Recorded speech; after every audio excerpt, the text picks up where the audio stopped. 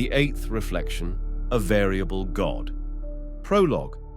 But oh, how different the waking world insists on being. Here, gravity holds its ground, time marches forward with bureaucratic precision, and hierarchies, social, economic, species-wide, bloom like weeds in the cracks of civilization. Nature may abhor a vacuum, but human beings seem to adore a pecking order. So what are we to make of these two truths, one dreamlike, the other empirical? Are they reconcilable in the theatre of our lives, or do they sit on opposite ends of a seesaw that never quite finds balance? The deeper I descend into the mystical, the more I am met by the fingerprints of the physical. And paradoxically, the more I interrogate the physical, the more it shapeshifts into the unknowable, the ineffable, the quantum coy, a mirror house of reflections with no source image. It is as if I am tethered to a rope pulled taut in two directions, one end toward the scientific measurable cosmos, the other into the misty mythic abyss. And no matter how vigorously I knock, both gates, of reason and revelation, remain firmly shut, one guarded by complexity, the other by silence. In this liminal state, I become less a self than a phenomenon, less a doer than a thing being done. I am, like the fish in the pond, blind to the medium of my movement, unaware that the water I swim through is both my world and my limit, the sky, a rumor, the stars, drowned in surface shimmer. We are all like this, aren't we? Breathing without awareness of breath, hearts pulsing without instruction, thoughts birthing themselves in synaptic sparks that we mistake for authorship. We speak of free will, yet cannot even will ourselves to stay alive without an involuntary inhale. So how then should I live, knowing I am sustained by forces I neither command nor comprehend? I think of being still, but stillness is an illusion. Energy pulses even in quietude. The mind is a restless creature, always inventing new maps for lands we'll never visit. We are cosmic cartographers, armed with compasses that never stop spinning. I am, at best, a process hoping to become a product, a something. But this isn't that kind of story. As Feynman wisely quipped, all things jiggle. And so, permanence is a fantasy we tell ourselves between tectonic shifts. We are jugglers who don't know we're juggling, swept up in a choreography we didn't choreograph, part of a ballet with no final act and no revealed script. The music plays on, but its composer remains silent, or perhaps, as some suggest, simply indifferent. Careless in not caring. That, perhaps, is our God. Episode 1. The Summons. Dr. Eleanor Mills was only half awake when she heard the muted thrumming of her phone vibrating on the glass-topped nightstand beside her bed. She blinked in the pre-dawn darkness, momentarily disoriented. Her bedroom was warm, lit faintly by the glow of a street lamp outside. The digital clock read 4:15 a.m. The phone shuddered again. She fumbled for it, expecting a hospital emergency or perhaps an urgent email from a neuroscience journal. She almost didn't answer, but a sudden, inexplicable sense of pressure, like a change in atmospheric conditions, seemed to ripple through her chest. She swiped the screen. "You are needed, urgently," said a male voice. Calm, measured, each vowel carved with an undertone of intensity that set her on edge. It reminded her of how some of the more brilliant, if eccentric minds she'd encountered spoke, as though their thoughts moved too quickly to be contained by ordinary language. "Who is this?" she managed, trying not to betray her alarm. "An admirer of your research into the architecture of consciousness and your gift for decoding the labyrinth of the mind," came the reply. "You've read The Shape of Illusions. Now it's time to test what you've learned in the field." The call ended abruptly. For a moment, she simply stared at the device. "An admirer of your research." Which research? She had published widely. Papers on neural plasticity, the illusions of free will, fringe theories regarding the quantum underpinnings of consciousness in microtubules. Some were mainstream enough to gain her a modicum of fame. Others were borderline taboo in the strict halls of conventional neuroscience. She recalled the lecture she'd delivered 2 nights ago at a conference in Chicago, Consciousness as Quantum Interference. She had dissected the possibility that at the subneuronal scale, quantum coherence might affect the emergent property of thought. The hall had been silent afterward, though not from boredom. She sensed an electric hush, an intangible chord struck in the audience. Eleanor closed her eyes, exhaling slowly, when the phone buzzed with a new message. Coordinates: 7 p.m. tomorrow. Bring your colleague Varun Chatterjee. Varun Chatterjee? They were acquaintances who had crossed paths during an interdisciplinary symposium at Caltech. He was a brilliant AI researcher, known for pushing the boundaries of emergent machine consciousness. They'd corresponded electronically, co-authored a single paper exploring parallels between human neural networks and advanced self-learning algorithms. But they weren't exactly friends. She dialed Varun's number without hesitation. Normally, she'd worry about the ungodly hour, but given this bizarre summons, courtesy outweighed curiosity by only the thinnest margin. Varun's voice was scratchy with sleep when he answered. Eleanor. She quickly explained the call, the mysterious voice, the coordinates, the suggestion that they both attend. A pregnant pause crackled through the line. I got a similar call, Varun finally said, about half an hour ago. Same nonsense about needing me, referencing my work on emergent AI consciousness, and the same coordinates. So, Eleanor said, heart drumming with adrenaline, do we go? Varun breathed into the phone. Yes, I think we do. I can't explain it, but it feels important, real. Besides, we've both been chasing big ideas for years. Maybe this is where they converge. Eleanor ended the call and stared at the dark ceiling of her room. The echoes of her dream were gone now, replaced by the sharpened reality of an open question.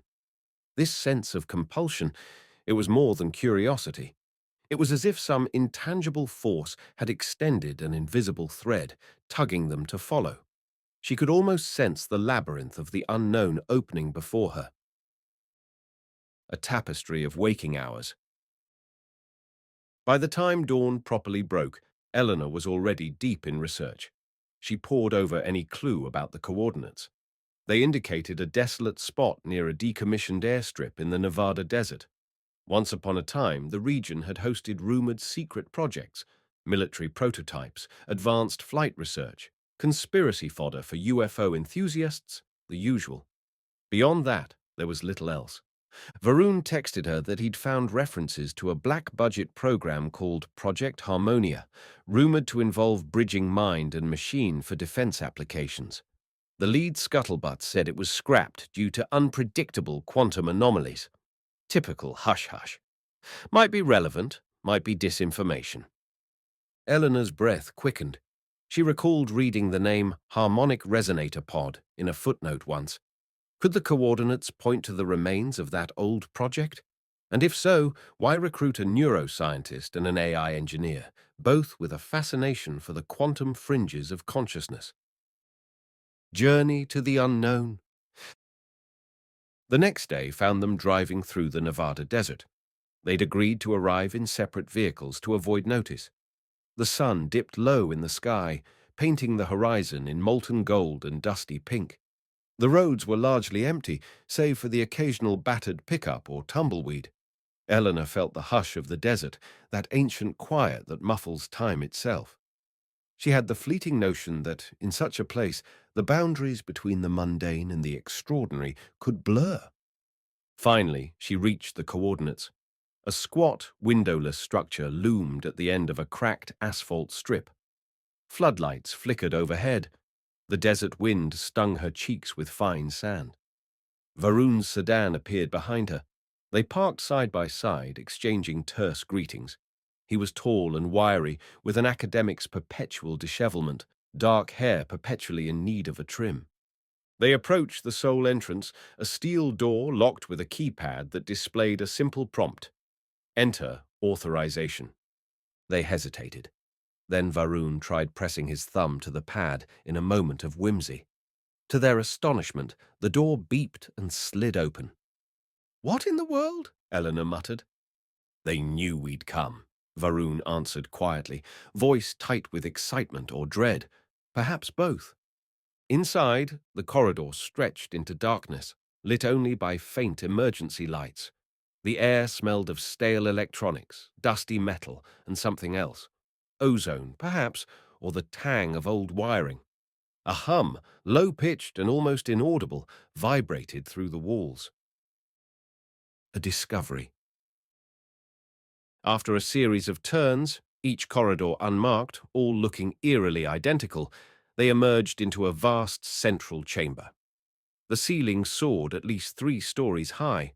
In the center stood a contraption that dwarfed them both, a spherical chamber with an array of LED rings encircling its equator. It looked futuristic and archaic at once, like something from both a steampunk dream and a NASA blueprint. Varun approached, face a mask of rapt fascination. A small placard at the base read, Neuroharmonic Resonation Pod, Prototype 7. Eleanor felt a thrill shoot through her. She recognized the naming convention from her obscure research leads. So, it does exist. This was rumored to be a DARPA-funded experiment to synchronize human brainwaves with quantum computing processes. Yes, Varun murmured, and rumor had it that it got shelved after repeated failures. Something about uncontrollable wave function collapses. They stepped closer. A console jutted out from a dais, black touchscreen flickering with lines of cryptic code. It displayed a single prompt. Insert labyrinth key to proceed. They exchanged puzzled glances. Labyrinth key? One more layer to this puzzle. They fanned out, exploring the edges of the cavernous room. Tucked away behind crates of outdated equipment, Eleanor found a battered wooden table. On it lay a large, ancient-looking tome bound in dark, scuffed leather. Its cover was unmarked, but it emanated an air of significance, like a relic from some hidden vault. She opened it carefully. The pages were thick, vellum-like, covered in a kaleidoscope of symbols and notations. Sanskrit, Aramaic, Egyptian hieroglyphs, Sumerian cuneiform, all interwoven with complex diagrams reminiscent of advanced physics. She recognized Minkowski space-time references, Hamiltonian operators, and swirling geometric patterns that looked like fractals. It was as if every mode of human knowledge, from archaic mysticism to quantum mathematics, had been jammed between these covers. Nestled between the pages was a small metal token, octagonal and etched with swirling lines. One side bore an Eye of Horus design, fused with fractal geometry. The other side featured a single Greek letter. Eleanor felt a tingle when she touched it, as though it emitted a faint electrical current. She carried it back to Varun, who studied it with equal amazement. Sure enough, next to the pod's console, there was a circular recess the size of a coin. She placed the token in it. Instantly, the pod's LED ring flared to life. The console screen flashed Protocol Engaged, the maze of existence. A hiss of hydraulics as the spherical device's hatch slid open, revealing 2 reclined seats within. Overhead, an array of neural interface sensors and harnesses dangled like the legs of some mechanical spider. "Are we really doing this?" Varun asked, voice trembling slightly. Eleanor swallowed, thinking of the dreamlike words from the mysterious phone call. "Your next puzzle awaits." She nodded. They climbed inside, strapping themselves into the seats. A mechanical voice greeted them. "Welcome, Doctor Mills and Dr. Chatterjee. Prepare for Phase 1, the labyrinth." Eleanor's heart pounded. The harness clicked into place around her temples. She glanced over at Varun. He was pale but resolute. A low hum filled the pod, intensifying until it resonated in her teeth. Lights danced at the edges of her vision. She felt a sudden, vertiginous shift, as though her consciousness were being gently pulled in 2 directions. Then darkness swallowed everything.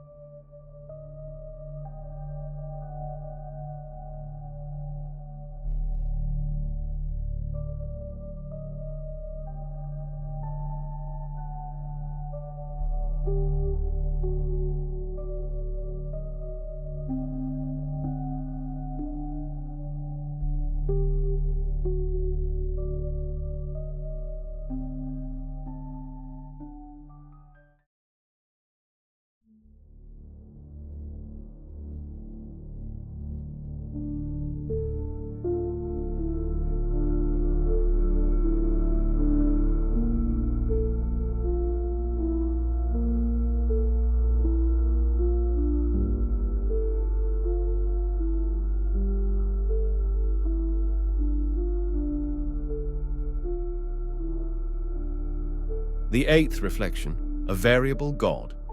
Episode 2, the labyrinth key. When Eleanor's senses returned, she found herself standing in a place that defied comprehension. A corridor of swirling light stretched in multiple directions, up, down, sideways, diagonally, like an M.C. Escher painting come to life. The walls were fluid, morphing between cosmic star fields and intricate geometric tiling. Varun stood beside her, eyes wide.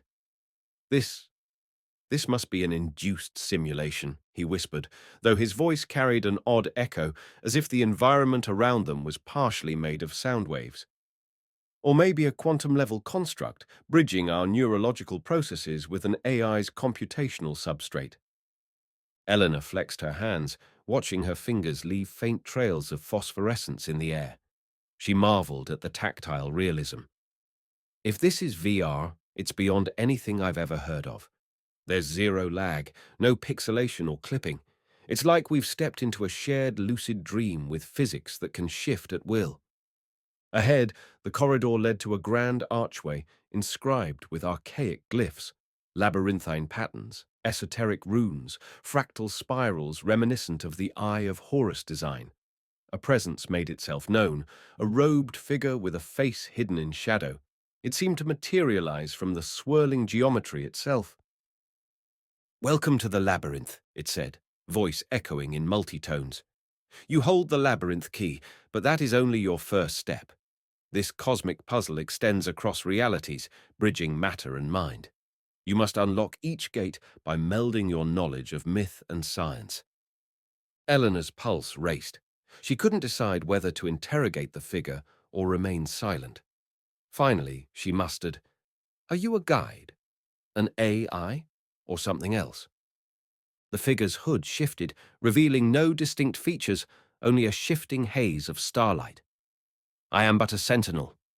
The puzzle itself, call it the architecture of the cosmos, awaits your discovery. Each gate will challenge your assumptions, leading you deeper into the truth behind illusions." Varun asked, "How many gates are there?" "6," replied the sentinel. "Or 8, or infinite. Such distinctions blur when you move beyond linear constraints. For you, there will be 6, but know that each gate contains worlds within worlds." A maze of chambers. The robed figure vanished in a ripple. The archway opened onto a labyrinth of corridors. Each corridor branched into more corridors, dotted with doorways leading to puzzle chambers. Overhead, constellations flickered in an endless sky.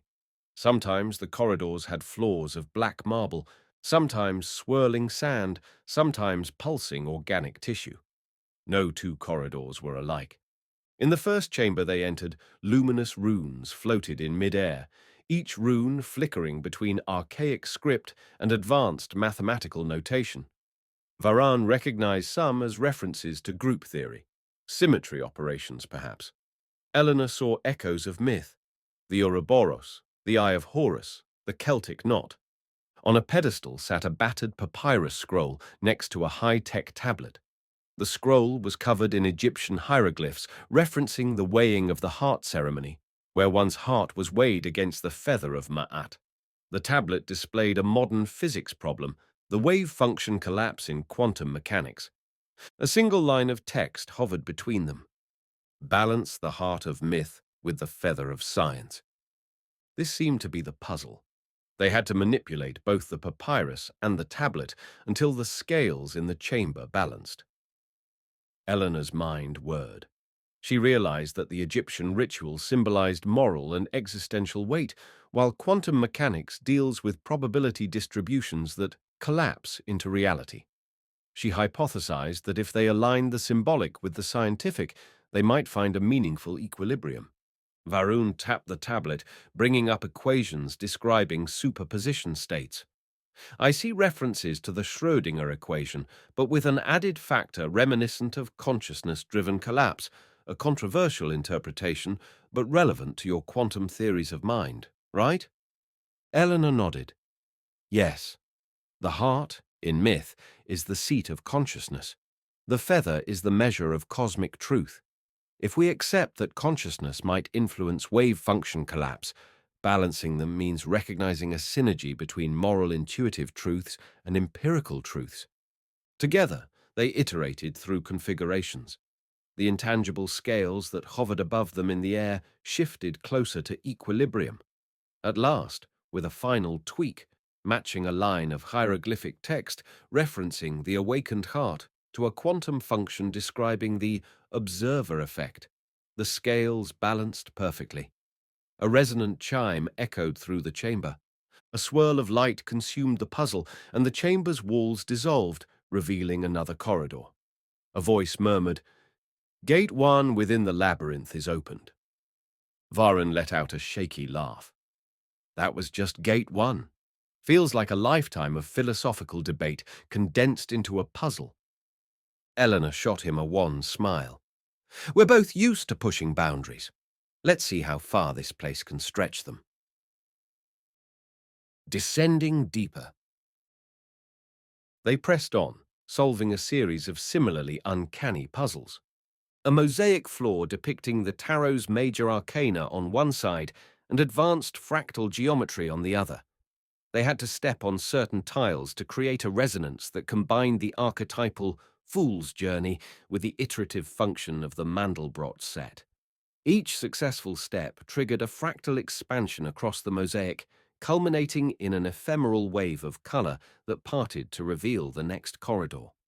A swirling hallway where each breath they took manifested words in the air, forming lines of the Rig Veda interlaced with partial lines from T.S. Eliot's 4 quartets. The puzzle was to reorder the lines so they formed a coherent synergy of ancient and modern poetic truth. In the final arrangement, the combined text read like a prophecy of cyclical time and renewal, a chamber filled with illusions of their own pasts. Scenes from childhood flickered on mirrored walls, each accompanied by an algebraic code referencing prime numbers. They had to identify prime-coded memories that were pivotal in shaping their intellect, discarding illusions or trivial recollections. When they selected the core memories, Varun's heartbreak at losing a friend, Eleanor's awe in the presence of a dying starfish on the beach as a child, the illusions peeled away, leaving behind a corridor lined with glowing prime numbers leading to the next gate. Through it all, they felt a sense of narrative building. The labyrinth wasn't just a random puzzle house. It was systematically stripping away surface illusions to reveal deeper truths about the cosmos and about themselves. The inner gate. Eventually, they reached a grand door carved from shimmering black stone. It bore the Eye of Horus fractal they'd seen on the labyrinth key, ringed by swirling lines reminiscent of subatomic particles in a cloud chamber. A mechanical voice, familiar from the pod, spoke. You have navigated the labyrinth's first domain. Proceed if you dare. Be warned. Illusions will only grow more convincing from here. The door swung open onto a breathtaking vista, an enormous temple suspended in a void of shifting galaxies.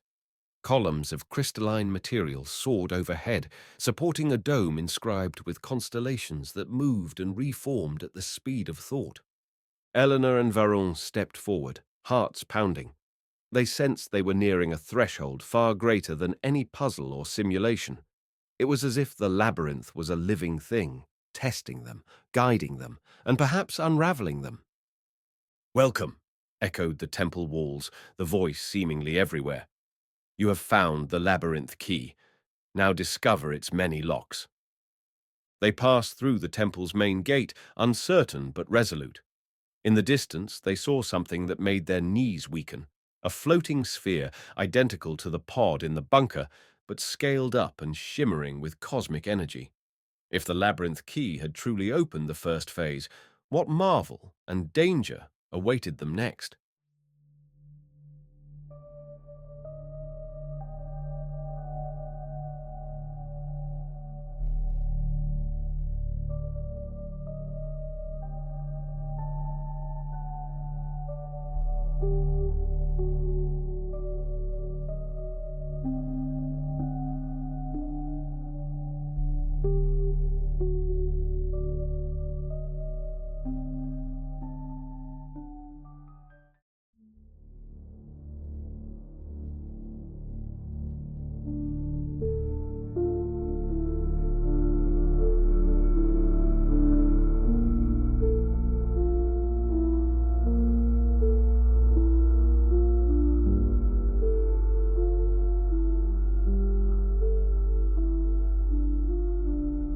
The eighth reflection, A Variable God.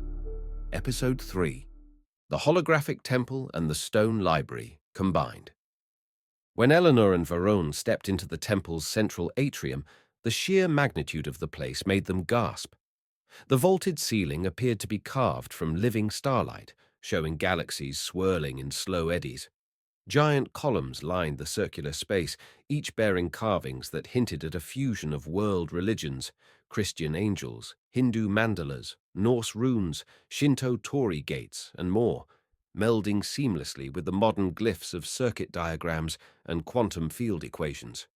Hovering in the center of this vast temple was a luminescent orb reminiscent of a hologram.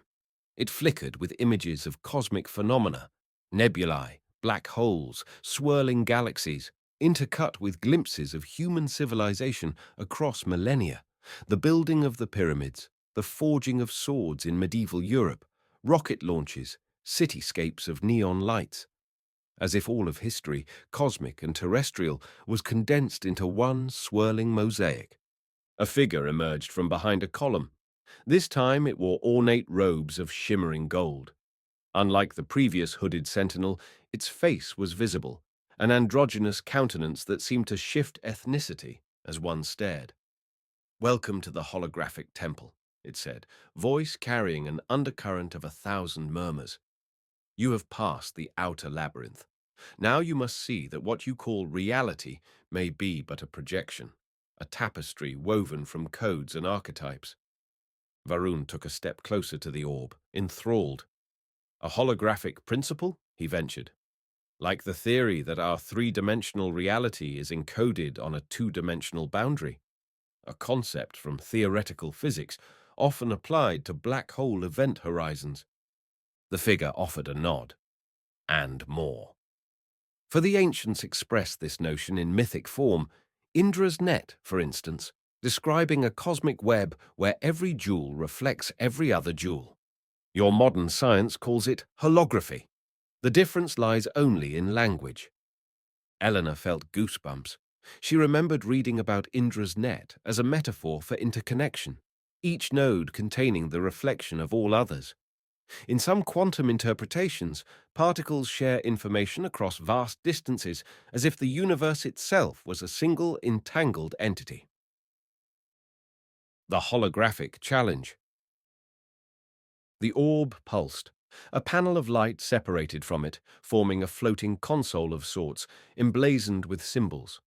Some looked like circuit diagrams for quantum gates, others resembled the seeds of sacred geometry.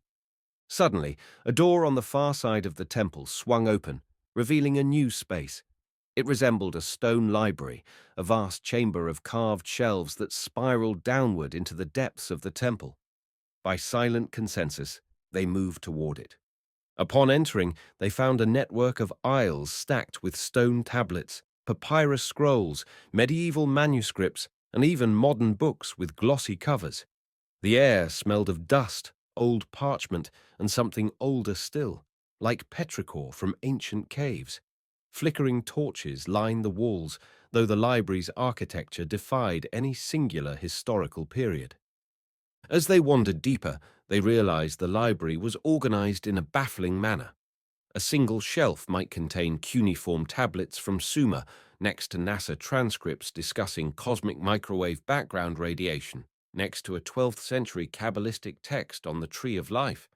Another shelf might hold a single Sanskrit scroll on chakras, beside a binder labeled Neural Network Weights, 2037 AD.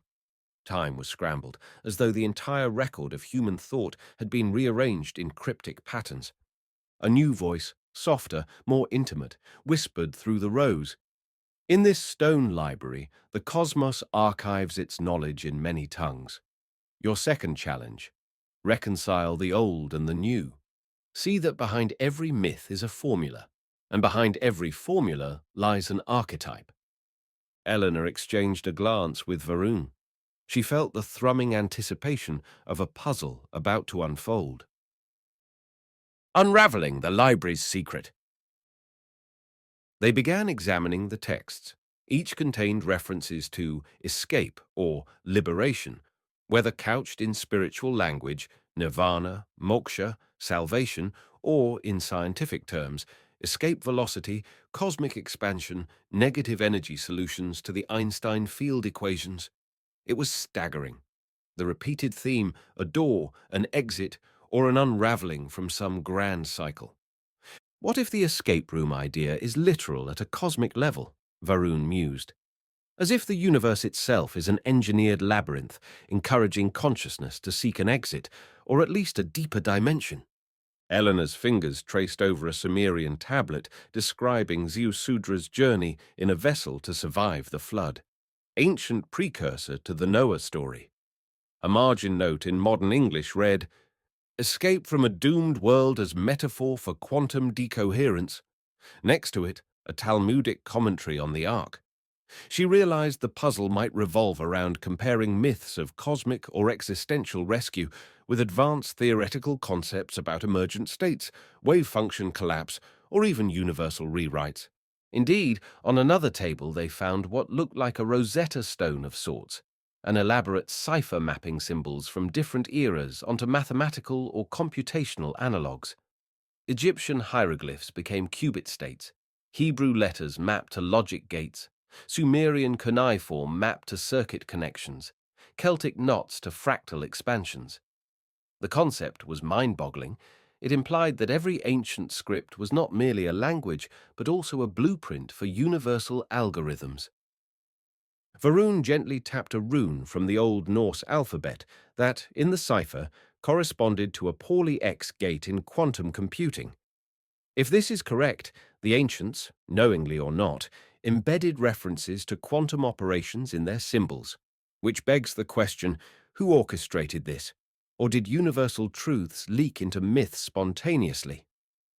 The library responded with a deep hum, as though acknowledging their speculation. Confronting the lock. At the library's center, they discovered a colossal stone wheel embedded in the floor. Etched across its circumference were multilingual inscriptions: Sanskrit, Aramaic, Egyptian hieroglyphs, binary code, quantum circuit diagrams, all converging at a circular mosaic. The mosaic depicted a labyrinth with 8 concentric rings, each ring coiled by a serpent devouring its tail, an Ouroboros. A subtle clue. There were spaces on the wheel where rotating segments would line up different inscriptions, presumably to form coherent phrases or equations. Next to the wheel was an elevated dais with a single glowing slot shaped like the octagonal labyrinth key token. Eleanor placed their token into the slot, and the stone wheel groaned, rotating in place. The puzzle had begun. Each inscription lit up in turn, shining color-coded lights across the library's shelves. The dais projected instructions into the air to open the second gate, unify the cosmic equation hidden among the sacred texts, align the ring segments so that the myths and formulas converge. They realized each ring of the stone wheel corresponded to an epoch of knowledge. Inner rings for the oldest scripts, outer rings for modern data. Aligning them correctly meant forging a single sentence or formula that bridged thousands of years of thought. It was, quite literally, bridging religion and science in a single tapestry. Methodical alignment. Varun took the lead on the computational side, recognizing certain ring segments as representations of advanced quantum gates, Hadamard, Toffoli, Pauli, etc. Eleanor focused on deciphering the ancient scripts, relying on the library's stacked references. She found crossovers. An Egyptian phrase about the lotus of creation mirrored certain lines in the quantum wave function's creation and annihilation operators. A Hebrew phrase about "let there be light" correlated with the photon's wave-particle duality. Sanskrit references to Maya, illusion, paralleled the concept of the holographic principle. Aligning these segments was maddeningly intricate. Rotate one ring to align an Egyptian glyph with a particular quantum gate, and you'd misalign a Hebrew letter from its corresponding logic operation. It was a puzzle that demanded a synergy of knowledge from every major domain: theology, quantum physics, linguistics, cryptography, mythology. At times, they bickered. Varun insisting on prioritizing the quantum framework, Eleanor on preserving the mythic narrative. But as tension peaked, they recalled the message. Only by reconciling the old and the new can you see the design. They took a breath, recognized that both angles were vital, and resumed carefully weaving the puzzle's tapestry. Slowly, ring by ring, a coherent pattern emerged. Glyphs lined up in luminous arcs, quantum gates matched with ancient runes. A final click reverberated through the library, setting the entire chamber aglow with golden light. The central mosaic flashed. The Ouroboros serpents each winked, then fused into a single swirling pattern, revealing the Eye of Horus fractal at the labyrinth's center. A thunderous shift shook the floor. The stone wheel split open like a mechanical iris, revealing a spiral staircase leading downward. A gust of ancient air whooshed up, smelling of salt and stone. A ghostly voice. "Gate 2 achieved. Descend." They peered down the stairs. Darkness beckoned, but they sensed wonders beyond. For a moment, Eleanor felt her mind reel. Was she truly standing inside a structure built of pure consciousness?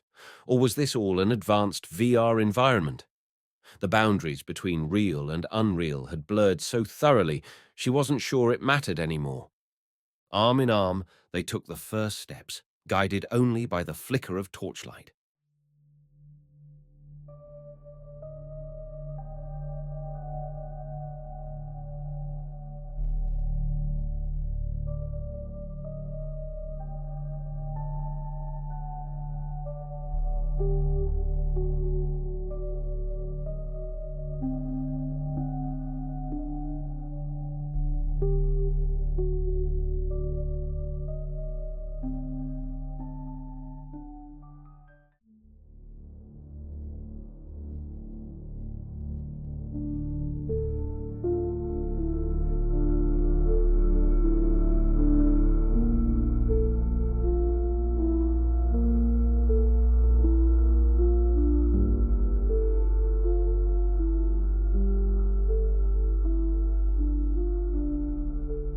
Episode 4.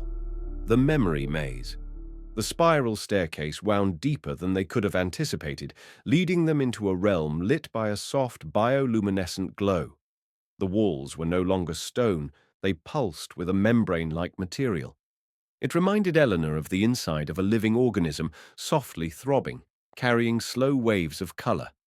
Each step echoed with a distant drip, as if water seeped through hidden channels.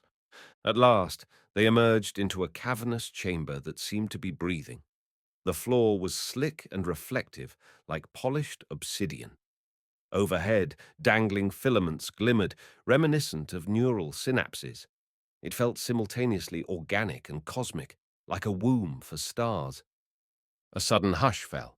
Then images flickered across the chamber's walls, fuzzy at first, then clarifying into full scenes.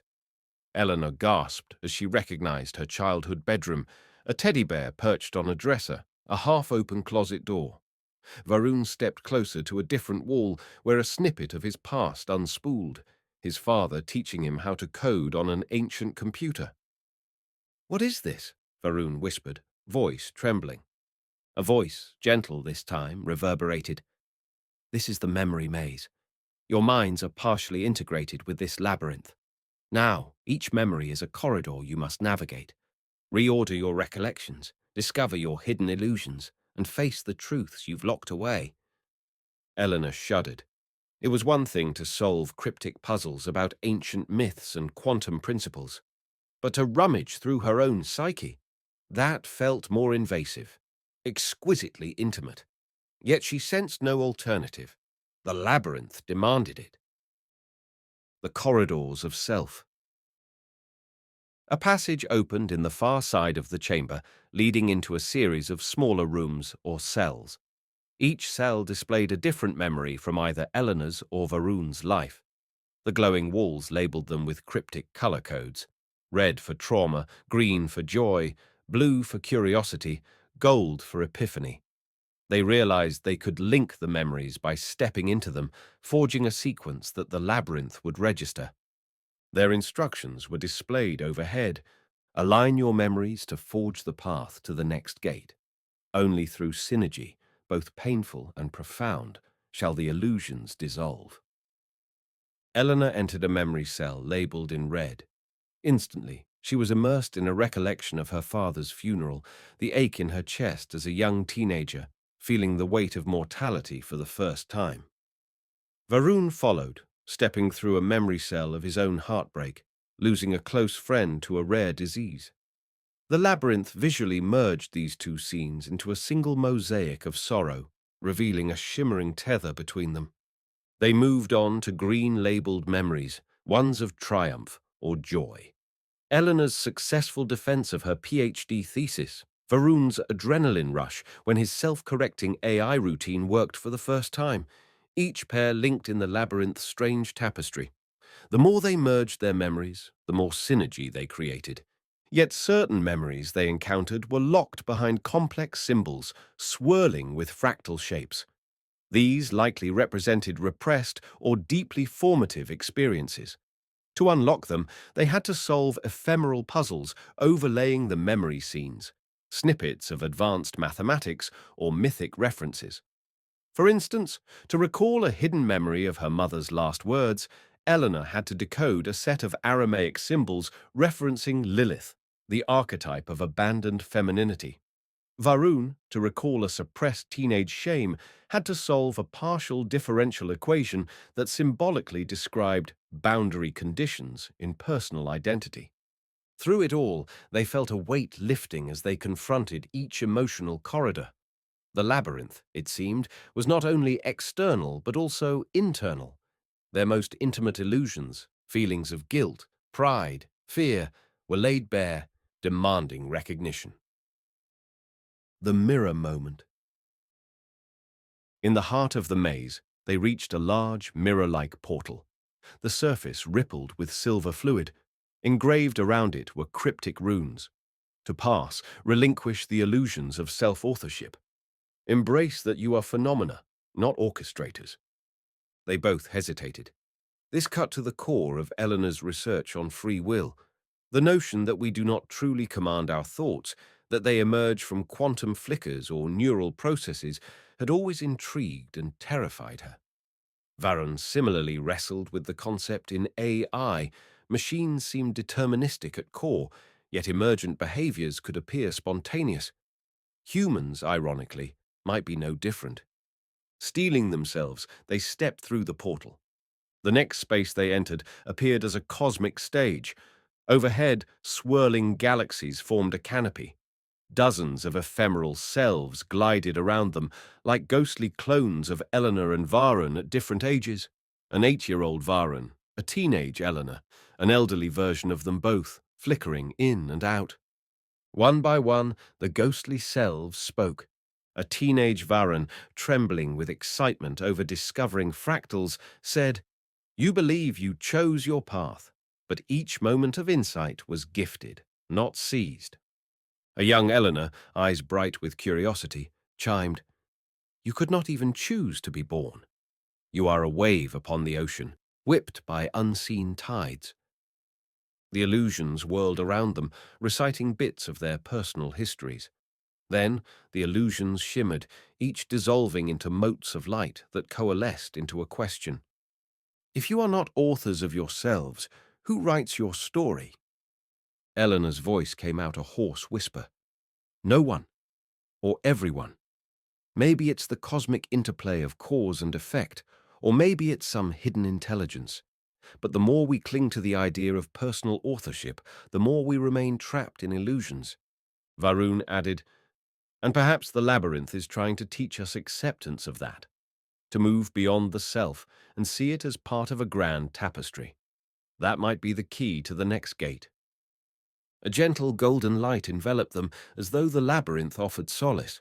The illusions of their younger selves parted, revealing a corridor of blackness speckled with twinkling lights. They stepped forward. A final puzzle interface emerged, words swirling in the air. Arrange the memories in a circle, not a line. They realized linear time was another illusion they clung to. The labyrinth demanded they see their lives as cyclical, or at least non-linear, where the first cause could be shaped by the last effect. So they carefully dragged each memory from earliest childhood to recent experiences, forming a ring in their mind's eye. At once, the memory cells around them glowed, linking end to start seamlessly, erasing the boundary of before and after. The corridor pulsed. A loud chime rang out, and the blackness parted like curtains. A swirling vortex of starlight opened. "Gate 3 achieved," intoned the labyrinth's voice. "You have reformed yourselves. The next threshold awaits." Eleanor squeezed Varun's hand. They inhaled deeply, stepping into the vortex. Their minds felt raw, tender from the revelations they'd encountered. Yet an undercurrent of awe kept them grounded. They were diving deeper into a cosmic puzzle that was as much about self-realization as it was about any external truth.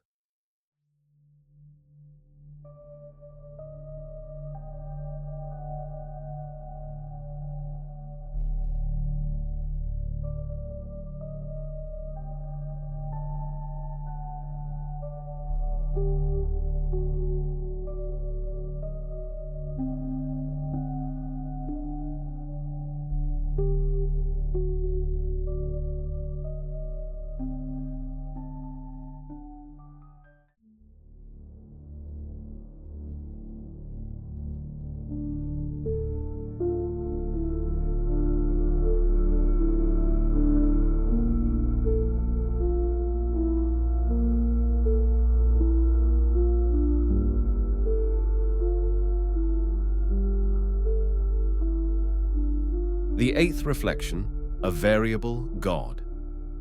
Episode 5. The Aeon Mirror and the Ascension Riddle combined. They emerged into a space that took their breath away. It was an expanse of star-filled darkness, yet a circular platform of polished stone hovered beneath their feet, seemingly anchored to nothing.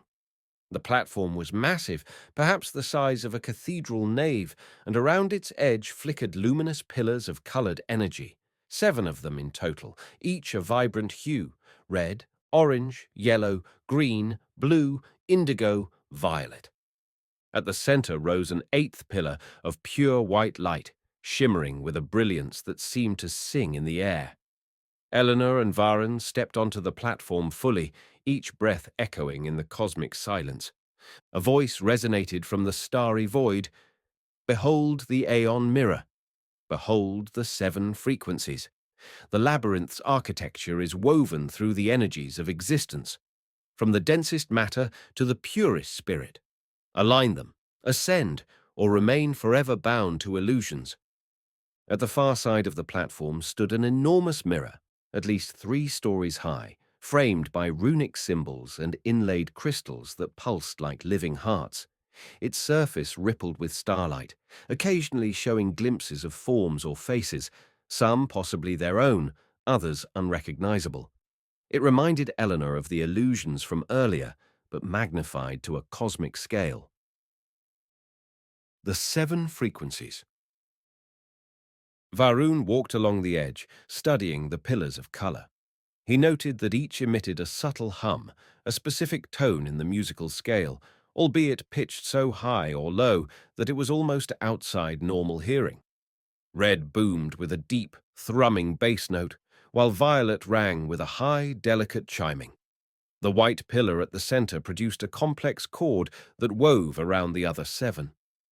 "This is reminiscent of the chakra system," Varun said, "or any system that assigns colors and frequencies to different layers of existence. But it's also reminiscent of the electromagnetic spectrum from infrared to ultraviolet, with white as the sum of all visible light." Eleanor smiled at the parallel. Myth, religion, and science, all describing the same structure from different vantage points. If we treat these as harmonic states of being, maybe the puzzle is to tune them into harmony. She approached the mirror, noticing small pedestals at its base. Each pedestal bore a crystal sphere tinted to match one of the color pillars. The puzzle, it seemed, was to place these spheres into some arrangement that resonated with the pillars. But how? A script of light materialized across the mirror's frame. 7 frequencies in search of an eighth. The shape of ascension is not a line, but a spiral. Align them as the cosmos aligns. They exchanged glances. A line would be too straightforward. A circle might be too simplistic. A spiral arrangement could suggest a progressive layering of energies that loop back on themselves in higher octaves like a fractal or a helix. The spiral puzzle. They retrieved the crystal spheres, one by one, and placed them on a smooth mosaic embedded in the floor before the mirror. As they did, each pillar of light responded, flaring brighter when a sphere was placed in a position that agreed with it, dimming when the alignment was wrong.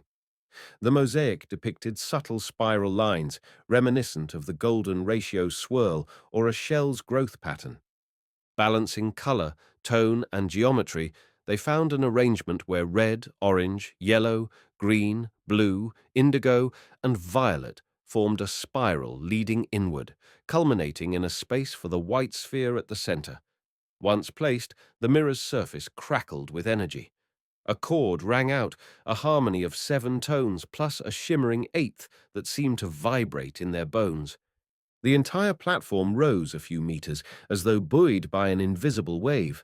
The mirror brightened, swirling with cosmic scenes, supernovas, swirling galaxies, ephemeral outlines of angels or deities, robed figures from different faiths, lines of binary code streaming across the sky.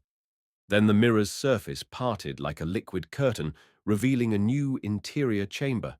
Within it rose a grand dais. Atop the dais, a massive puzzle wheel or mechanism rotated slowly. Glyphs from across times and cultures glowed in patterns on its rim. "Ascension is incomplete without the final riddle," said the voice. "You must see time as cyclical and ephemeral. Only then can you stand at the threshold of the final gate." The Ascension Riddle. Stepping through the mirror, they found themselves in a circular hall that might have been inside the mirror or beyond it. The floor was an elaborate mosaic depicting the progression of life, from single-celled organisms to advanced civilizations surrounded by swirling cosmic motifs. Overhead, a stained glass dome projected swirling patterns of light reminiscent of the color pillars.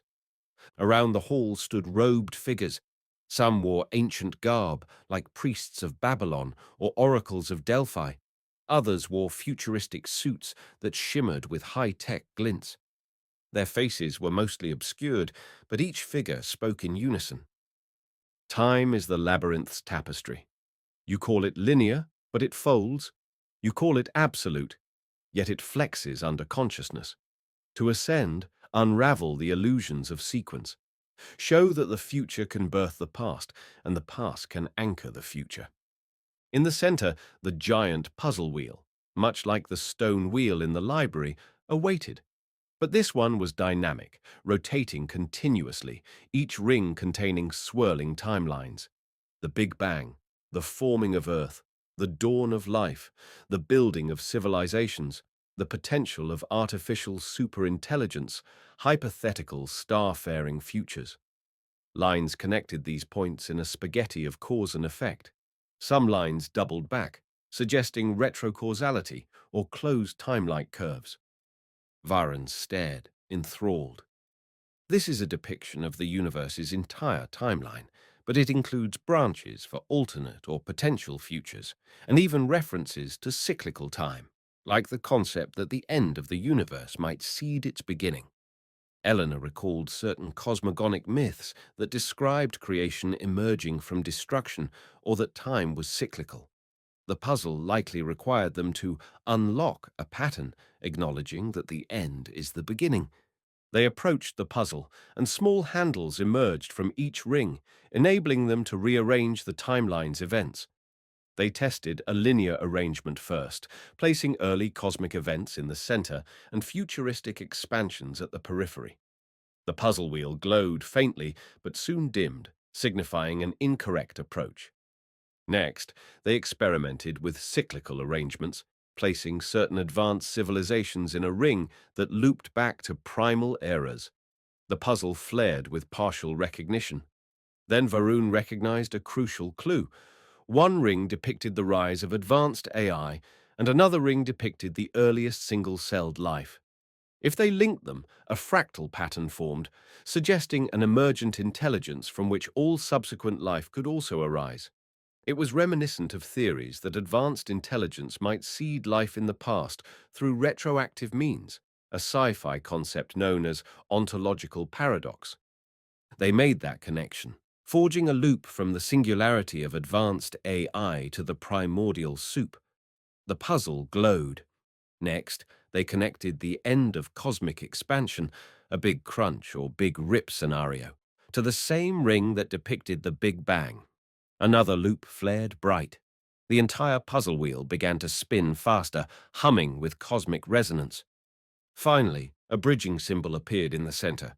Two interlocking spirals, reminiscent of a yin-yang, but also reminiscent of a double helix. They locked that symbol into place. With a triumphant flash, the puzzle wheel halted. A beam of radiant light shot upward, piercing the dome overhead. The robed figures vanished, replaced by an archway of swirling starlight. Gate 5 achieved. Ascend. Eleanor and Varun walked hand in hand through the archway. They felt a surge of euphoria, as if the acceptance of cyclical time had lifted a grand weight from their minds.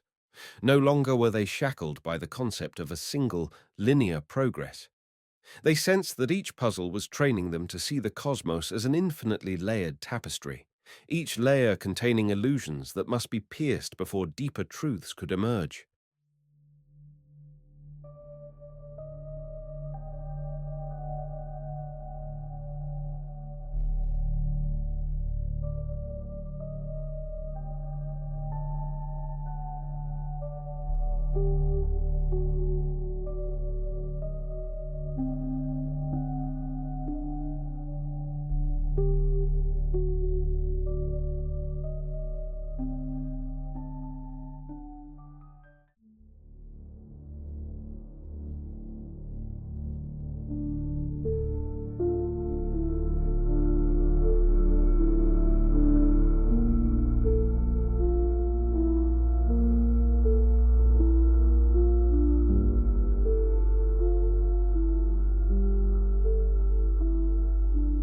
The eighth reflection, a variable God.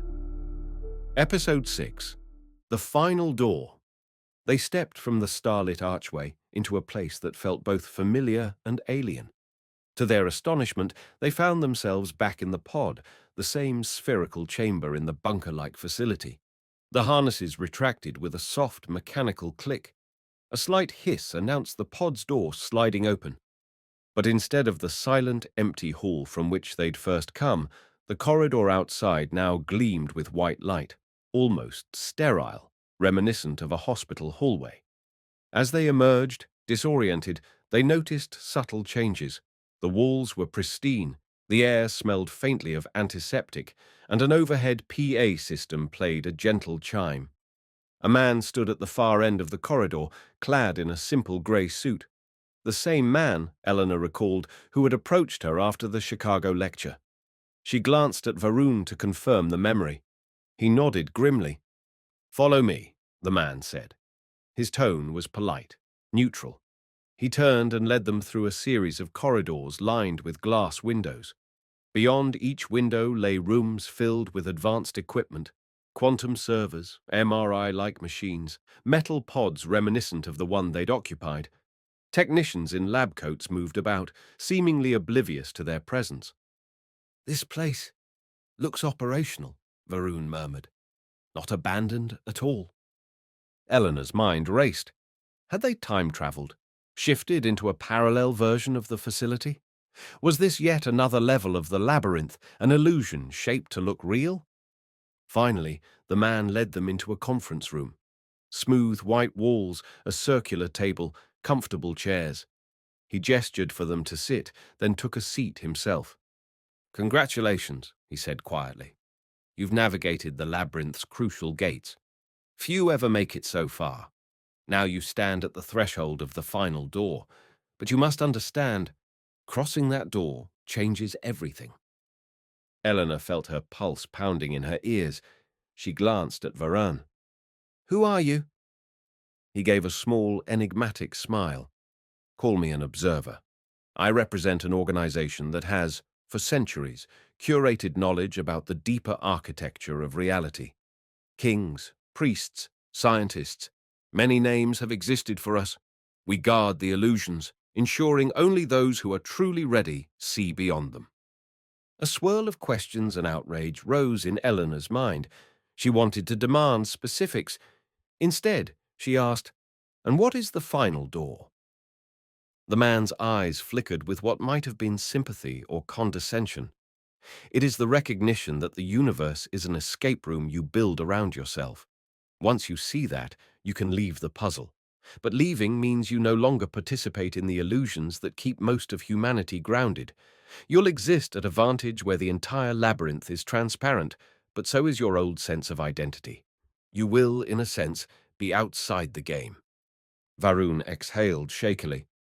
"So if we do that, what happens to us in the ordinary world? Our lives, our research, our bodies?" "Your physical forms may persist," said the man, "but your perspective shifts so radically that you will no longer be bound by everyday illusions. In many traditions, it is called enlightenment or gnosis. In a more modern sense, you'd be the user who has root access to the cosmic operating system. It's exhilarating and also lonely. The illusions that once gave your life color, time, hierarchy, self, become optional filters." Eleanor's throat felt tight. That's a big choice to make in a single conversation. Indeed. That's why the labyrinth never forces it. You've been prepared. Some part of you has chased these deeper truths your entire life. Now that you stand here, you may see it as an inevitability or an invitation. A hush. Then Varun asked, "If we choose not to step through the final door?" The man spread his palms gently. "You awaken back in your old lives. The memory of these experiences will remain, but hazy. You'll continue your research, your journey, as you see fit. Possibly you'll return to the labyrinth in another manner, another lifetime, or not at all." Eleanor and Varun exchanged glances. They had traveled so far, unraveling illusions that spanned personal, mythic, and cosmic domains. To turn back at the threshold felt anticlimactic, yet stepping forward felt terrifying. The threshold decision. The man led them down one more corridor to a vault-like door made of polished metal. Upon it were etched every symbol they'd encountered: the Eye of Horus fractal, quantum gates, religious icons from across the ages, the labyrinth circles, the Ouroboros serpents. Over the door was carved, "No physics in dreams, and no hierarchy in death." Something about that phrase lodged in Eleanor's chest. She recalled the labyrinth's lessons. In dream states, the usual laws of physics break down, revealing that our unconscious can shape reality. In death, all social or biological hierarchies evaporate, leveling kings and beggars alike. The door symbolized an ultimate perspective, one in which illusions of cosmic law and illusions of power would be recognized as illusions indeed. "You have a choice," said the grey-suited man. "Step through, and the labyrinth will be laid bare. Or walk away, returning to the illusions that bind your fellow humans. Neither choice is wrong. One path is acceptance, the other path is deeper participation in the game." Eleanor's mind danced with chaos. Her father's passing, her quantum research, the puzzle references to cosmic illusions. She thought about what it meant to see beyond everything. Would she lose her ability to savor a sunrise, to laugh at a silly joke? Or would those joys remain but be seen as ephemeral illusions, precious precisely because they are illusions? Varun's expression mirrored her tumult. She could almost see the equations playing out behind his eyes, the unstoppable logic that if the puzzle is solvable, one must solve it, but also the human longing for relationships, for belonging within the illusions that define them as real. Crossing the final door. At last, silently, they joined hands and approached the door. The man stepped aside, his face betraying neither approval nor disappointment.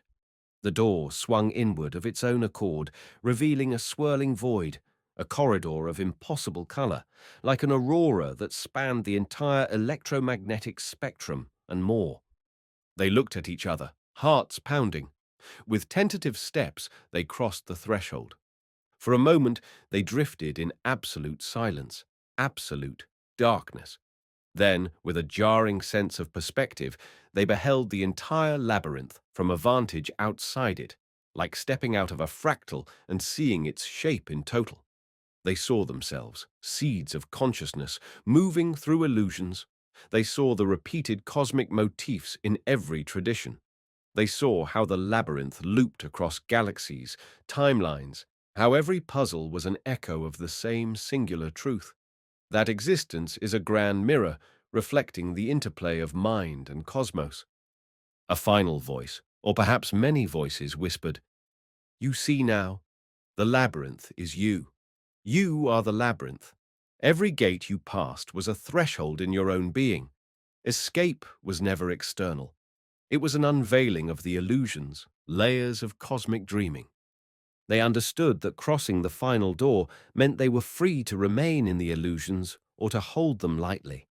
In that instant, a new kind of knowledge poured into them, knowing that matter, time, identity, all could be shaped by consciousness. Their old anxieties, the intellectual tension, they recognized them as fleeting waves in a boundless ocean of existence. They hovered in that void outside the labyrinth for what could have been seconds or eons. Then, gently, they felt themselves lowered back into the sphere of normal perception, like divers surfacing from a deep dive, aware of the ocean's depths, but returning to the shallows. Waking World Epilogue. They found themselves standing in the same desert as before, outside the bunker. The sun was just rising, painting the sky in soft pink and gold. Their cars were parked exactly where they had left them. There was no sign of the advanced facility, no sign of the man in the grey suit. The bunker entrance looked rusted and sealed, as if it hadn't been opened in decades. Eleanor and Varron exchanged stunned looks. Could it have all been a dream? The battered nature of the bunker suggested it had never been operational. Yet they felt it, a shift so profound it resonated in their bones. A simultaneous buzz in their pockets startled them, their phones each with a new text message. "You have seen beyond the veil. Remember, once you see the labyrinth, you may exit it. But in exiting, you re-enter by choice. The illusions are your playground now." They stared at each other, unspeaking. What to do next? They could drive back to their old lives, publish papers, keep teaching, keep coding. But both understood, with a clarity that left them breathless, that everything from that point forward would be imbued with the knowledge that illusions are illusions. Time, matter, identity. These could be shaped. The labyrinth was both infinite and infinitely intimate. Varun gave a half smile, sadness and wonder in his eyes. "So do we keep playing?" Eleanor exhaled, tears unexpectedly springing to her eyes. "We do," she said, voice steady. "But now we know it's a game. That's the difference. We're free, but we can still love, still learn, still be enthralled by sunsets and code and neural mysteries." They climbed into their cars, parted ways with unspoken promises to reconnect soon. As Eleanor drove eastward, the desert dawn reflecting off her windshield, she felt a swelling sense of peace, and also, strangely, an electrifying sense of purpose. In glimpsing the labyrinth from the outside, she'd gained the ultimate vantage, and could still return to the inside, to share it with others, to shape the illusions with compassion and creativity. For the rest of humanity, the dreamlike illusions would continue unchallenged, unless and until they, too, heard the summons from the labyrinth. Until they were ready to pick up the labyrinth key and see that cosmic door swing open. Only then would they truly understand. There is no physics in dreams, and there is no hierarchy in death. The final paradox of freedom is that once you know you can leave, you can re-enter wholeheartedly, playing your role with joy and reverence. The labyrinth becomes less a prison than a playground of infinite possibility. And perhaps that, more than any cosmic exit, is the sweetest liberation of all.